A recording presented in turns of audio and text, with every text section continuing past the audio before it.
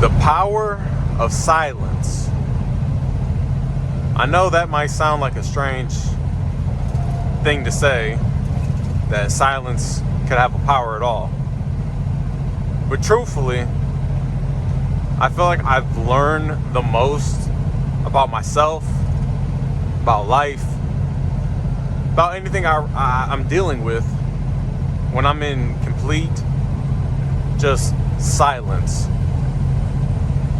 Now, of course, that doesn't involve having like white noise, for example, like maybe birds or wind or hell, even this truck engine. But to not have to have like music, not be around anybody, first off. But when you're alone, not having any music, no podcasts, no videos, nothing. Just you and your thoughts. And it's kind of amazing once you like give yourself some time, like what you actually like come up with. And you know, I challenge anyone. I think it is best for everyone to sit down and spend like an hour just to yourself. And I'm sure now with all the short form content, it'd probably be very difficult for a lot of people nowadays. And I mean, I definitely was the same. It was until I got my CDL, I started truck driving full time, that I actually was in complete silence for, hell, I've gone as much as like 2 hours before. Just dead silent, just straight driving, straight on my route, just reflecting, honestly. And it's amazing what you can come up with in your life. You think about, I thought about my past, kind of what led me, all the circumstances that led me to where I'm at now. And, you know, not having any regrets, first off, because regrets are kind of just pointless, because you can never change the past, so why even focus on it? And plus, I'm thankful for all the experiences I went through in my past, because it definitely molded me and shaped me into the person I am now. And sometimes I think about the present, kind of where I'm at. I have a problem with just being, you know, whether I'm too deep thinking about the past, which is kind of rare, because like I said, I don't really care to think about the past that much, just because it's like you literally cannot do anything about the past. What happened, who cares, you know? You kind of learn about people, you learn how people are, you're never going to change them. I'm not wanting to give second chances to people, because I just don't get it. I mean, if they crossed you once, why wouldn't they do it a second time? Like, and obviously they saw they could get away with it once already, so they thought they could get away with it with you. That's why they did it in the first place. So anybody that crossed me, anybody I don't talk to anymore, it's all for good reason, you know? Like, even if, you know, it's not like bad blood or something. If I seen somebody, you know, we just fell off because like we moved places out of high school, like, yeah, I say what's up to them. I definitely say what's up to them, but to like, I don't know, pick up where we left off at, I don't really know, because why did we fall off in the first place? There's always a reason. Anybody that crossed me, you know, did me dirty, because I had my fair share of it, you know. Whether it's like fake friends, people fronting. I've had people, you know, kind of just say they were my friend, try to be on my good side just so they could get something out of me. I was kind of like the first one. I was one of the first ones to start driving in my class. So sophomore year, I started driving in December on my birthday. So, and then that next month, I actually, saved up and I got a car. So you gotta think, out of all them people, mostly everybody in my class didn't have a car yet. And then, there was still a few people that were like juniors and seniors that didn't have cars. So, I mean, I'd give them rides. I was just that type of person, like I thought I was just being a good person, I was just trying to help out people. Obviously, if they were dicks to me, I wouldn't go out of my way. Like, I'd take the guys home that were like 10, 15 minutes in the opposite direction of where my house was at. That's because, like, it's cold out. I understand you ain't got to ride for shit, so I had no problem doing that. But, later as it turns out, once they got a car or, moved on, as in like graduated, if they're like a year or two ahead of me, he's kind of just cut off all communications with me. And I kind of understand it now that people will definitely take advantage of you if you let them. Like, kind of the saying, you give an inch, they take a mile. Like, a lot of people, I realize, are kind of like that. You give them a little bit and they just see what else they can get from you. And it's kind of sad, like, but it just taught me a lot about life, just thinking about the past. But I don't think about it too much. Like I said, it's done. I get caught up now. I get caught up now thinking about the future, because that I am 100%, in control. What I do today is definitely going to affect my future self, whether it's tomorrow, next month, next year, next 5 years. What I do today is going to have an impact on it. So I think about it a lot, almost too much to where I forget about what I'm doing today because I'm too worried about what I need to be doing tomorrow. But, I have today right in front of me.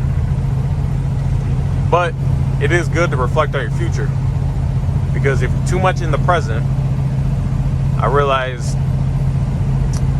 probably between, I was like 16, maybe like 20, I was kind of just coasting.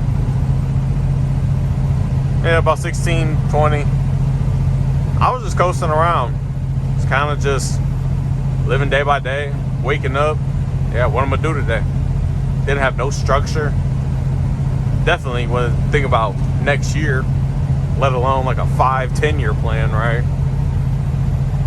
I mean, sure, it was like, yeah, I think I'm going to finish school and, I don't know, start working or something. But like, I just remember waking up on like Fridays and hitting someone up and be like, all right, what you want to do tonight? Like, literally would have no plan, would have no sense of direction. Like, now my schedule is so like on point. I be using Google Calendar, and that shit helps me keep on track with everything. And it helps when you're trying to plan future shit. Like, if things are like 3-4 weeks out in advance, like, I need to put that in my calendar just in case something else comes up 3-4 weeks in advance.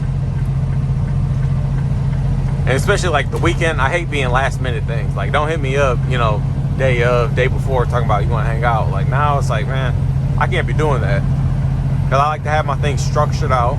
I like to have a game plan, and I have a set 5-year goal to where I know what I need to be doing almost on a day-to-day basis that'll help me slowly progress to that goal. And that's really the power of being in silence. And it all started about over a year ago. About 21, 22, when I first started driving, when I first got my truck job. Like, at first it was cool. I could listen to music, listen to, like dumb videos. I'd watch, I don't even know, like kind of dumb sports commentaries and just I don't even know. A whole lot of pointless stuff I done forgot about. Just it's kind of like mindless entertainment, just on a long form, not the typical short form content. But after so long, man, it just gets boring. Like, I done listened to every genre of music. Like, I can't listen to 6 hours straight of music anymore like that. Like, now I really only listen to music when I'm at the gym. Maybe an hour in the truck, a day. And that's kind of like sporadic. Like, if I got like close deliveries, if they're only like 5-10 minutes away from each other, I won't continue the educational video I was listening to. I'll start to just put on some random 3-4 songs, whatever, till I get to my next spot. Then if I got like a longer like travel, like over a half hour, I'll continue my video. But I mean, after so long, the music just gets boring. And like, I don't know, just one night. This is at the time I was working line haul. So that's when you work overnight. I started about like 8 o'clock, 9 o'clock. And I'd be driving just pitch black.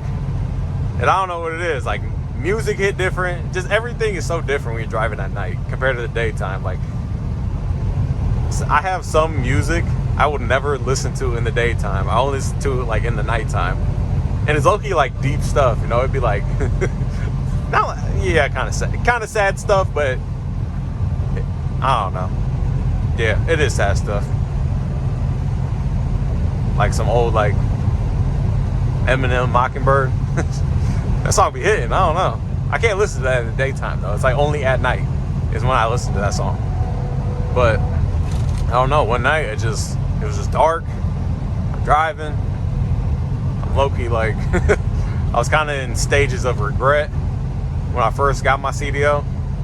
Because man, I recommend it to a lot of people, but it's not saying that it's gonna be easy. It's gonna be perfect. Like, that first 2-3 months you're actually in the field, like, you get some driver's remorse. It's like, man, did I pick the right decision? Should I have gone all in this truck school to this job? I dropped out of college, and damn, this is what my life comes out to. And you just sit there and think. Now, I know a lot of people aren't truck drivers, so I just recommend literally going outside. If it's nice, if it's not shitty like this, it's got snow everywhere. Ain't nobody going outside. Truck says 18 degrees. Okay, yeah, I don't blame you. You don't want to go outside. But shoot, why not? Just bundle up, go on a little walk, or just sit outside. I don't know if it's gonna be for an hour, but whatever. You could just sit in a room. If you're gonna sit in a room, just get rid of all your electronic devices. Just get rid of them all. Put them all in a different room. No computer, no phone, no nothing, no TV. Just put it all in a different room, and you'll be good. And just shoot. Look out the window. Look at the wall. Just sit there. Set an hour timer. Just sit there. That first 5-10 minutes is gonna be pretty hard. It's gonna be kind of hard because you ain't used to it, But once you get past that initial just dying stage, you're like, oh my, this is terrible. Once you get past that stage, yeah, you start to tap into your mind and just let your mind wander. This fucking highway patrol, you gonna pull me over? I got this camera on my head, so hopefully nothing happens. I love when people just forget how to drive when a highway patrol comes. Like, I really don't get it. Why y'all be going 5 under the limit when you see this motherfucker, dude? Like, I swear that. Like, even when I'm in my car, it should be pissing me off. Anyways. Oh, shoot. What's going on here? He messing up my video. He distracted me with these flashing lights. Look at that.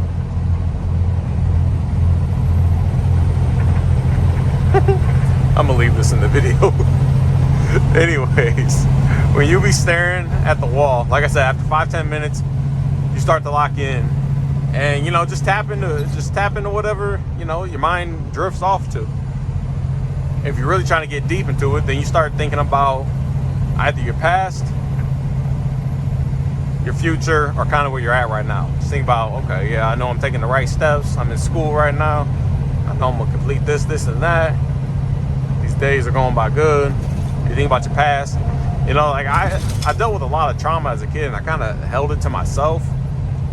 And a lot of people say that's bad, and it probably is. But like, I really talked to myself about it, and I feel like I'm good. Like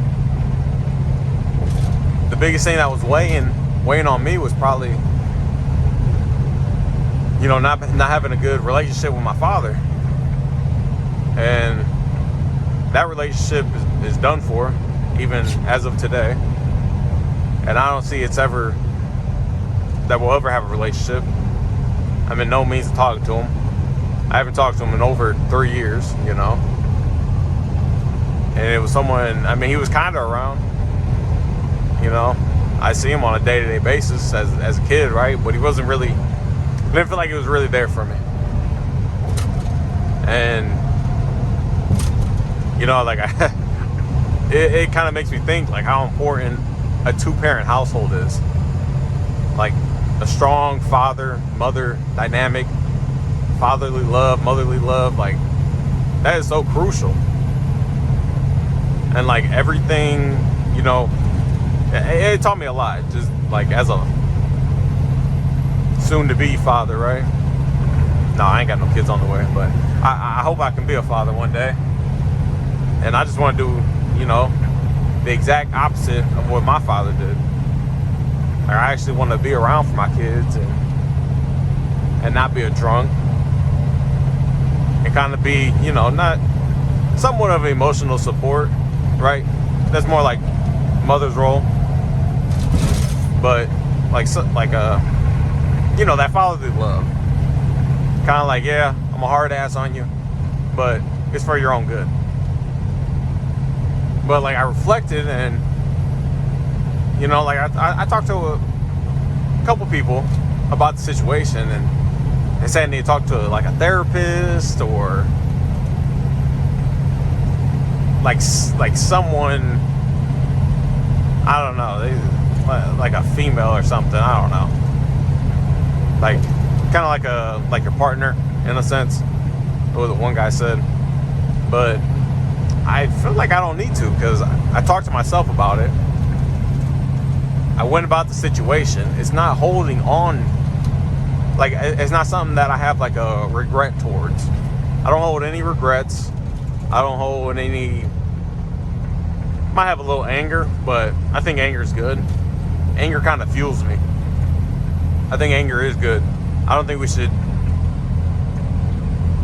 like suppress or extinguish our anger, especially as men. It's like, that's good. That's like gas on a fire. Get